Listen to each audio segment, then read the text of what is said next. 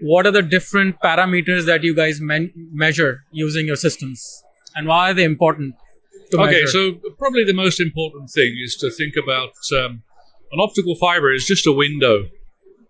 It's transmit light from one side of the window to the other, but it's a very thick window. What happens as the window gets thicker, you lose light, and that's called attenuation. So one of the basic parameters tested would be the attenuation of the fiber. What is attenuation and why do you measure it?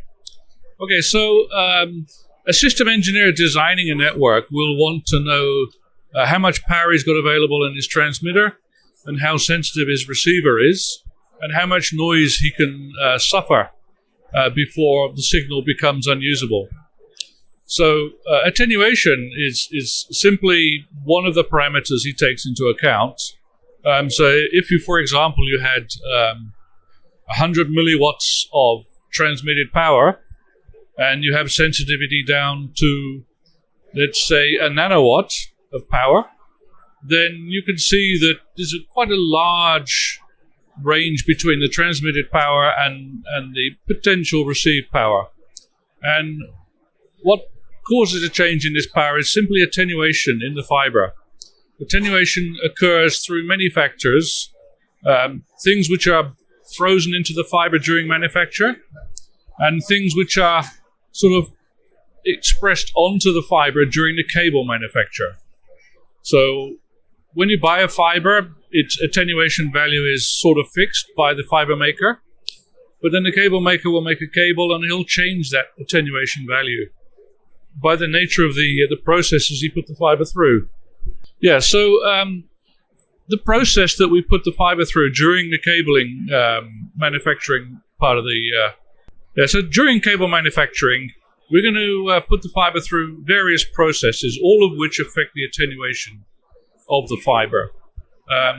These processes are things like coloring, tubing, stranding, sheathing, and each one of them are going to change the bending characteristics that the fiber experiences. And it's this bending, which is called an extrinsic characteristic. The tighter the bend, the more attenuation you experience at that point of the bend. And it's sort of a summation all the way along the fiber.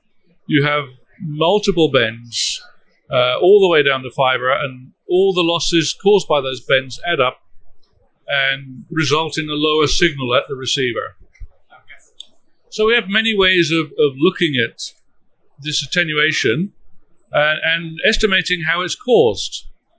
So the basic thing which causes attenuation is just the fact that the glass is not clear. Fiber is a window. It's not very clear, so you lose some of the intensity of the light as the light travels through that window or through the fiber.